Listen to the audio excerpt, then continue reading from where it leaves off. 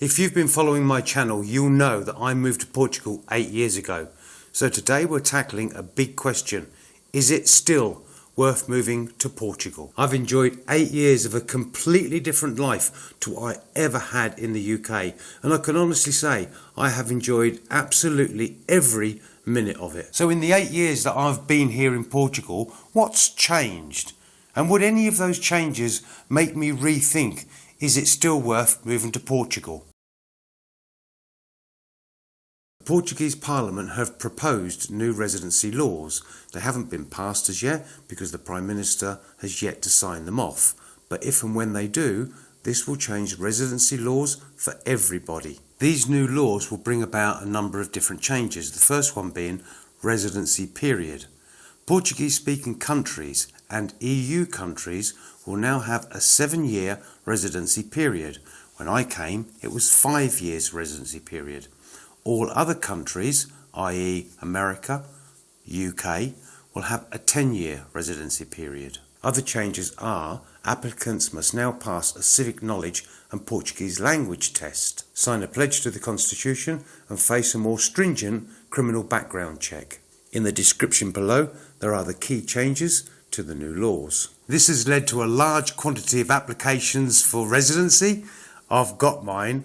And it can take up to 2 to 3 years for the processing of those applications. This has led to significant delays and a huge backlog in dealing and processing these new applications. The one thing I love about Portugal is the slow pace of life, but unfortunately that transitions into other areas. So my advice is just be patient. When I arrived here in 2018, no matter where you were from, the residency period before you could get citizenship was 5 years, and the process for that citizenship was pretty swift. But the agencies are going through transitions and they're under immense pressure, so it is going to take a bit longer. Immigration to Portugal has doubled in the last 5 years, and not everybody has come here with the intentions of building a new honest life, integrating within the community and culture, and making Portugal their permanent home. This is obviously what has brought about government changes. Portugal, like every other country, is out to protect itself, and it obviously feels it's necessary to make these changes for a secure future. Are these new laws right or wrong? Only time will tell. But a lot of changes were made within the systems of the UK, and that didn't change much when it came to immigration. So maybe Portugal's learned something that the UK simply can't get right.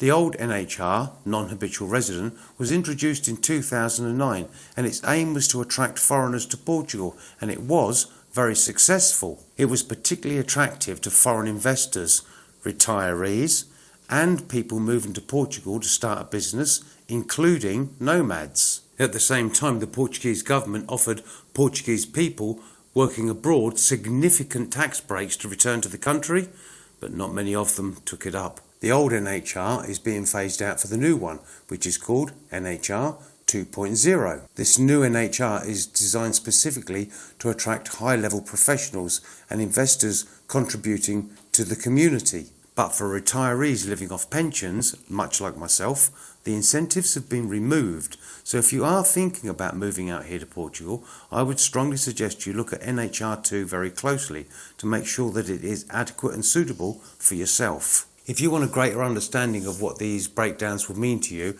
in the description there is a link and it goes into great detail about NHR 2.0. Another change that's causing a lot of criticism is what people believe to be a large influx of digital nomads to Portugal, giving rise to the idea that this is causing higher rents in major cities. However, that is not entirely true. The world is changing and that shouldn't be a problem. Portugal's got to go with the flow, otherwise they'll be left behind, and they know it. This is why the Portuguese government is trying hard to attract high-skilled workers, innovative startups and export-orientated businesses. And the new tax regime reflects exactly this. People can now work from home for international companies and for themselves, like I do with my YouTube business.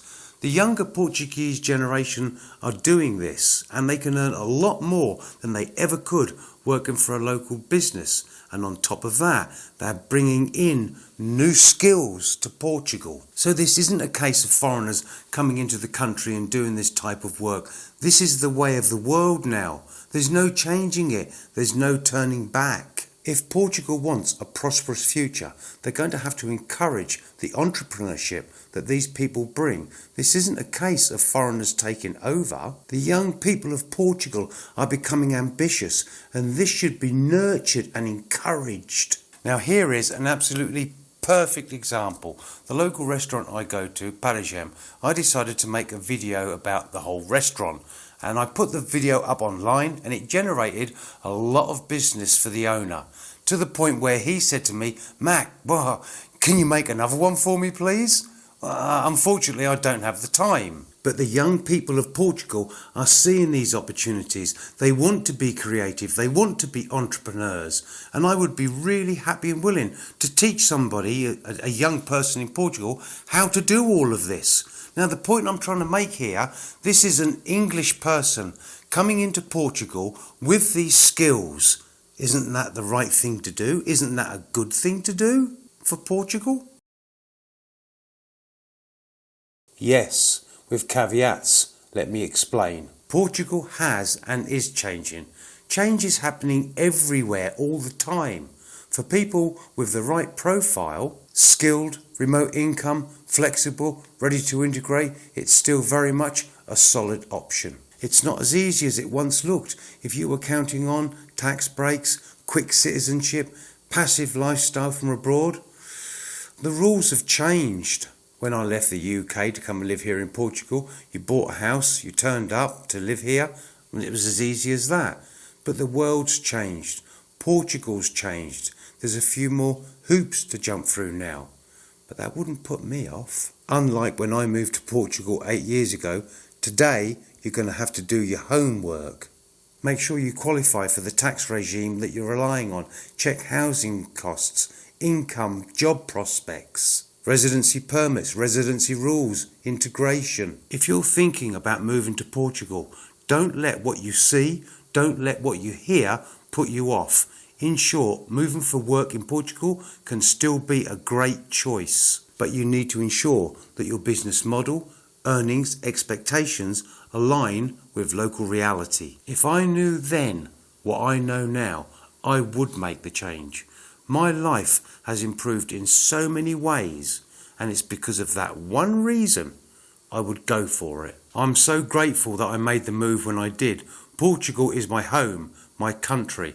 I love the culture, I love the people, and I absolutely love the lifestyle. So you want to come and live in Portugal? Why not?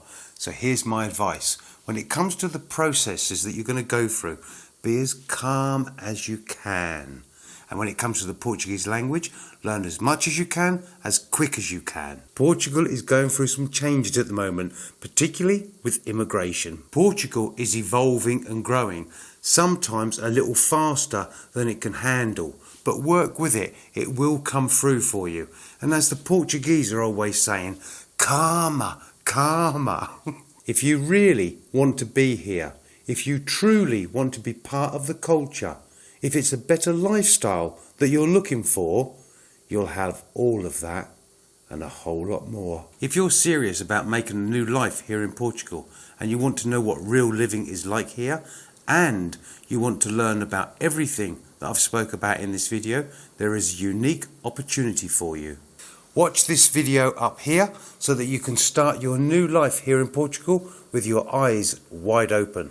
Got any questions? Anything you want to know? Leave it in the comments below, and I look forward to seeing you in the next one.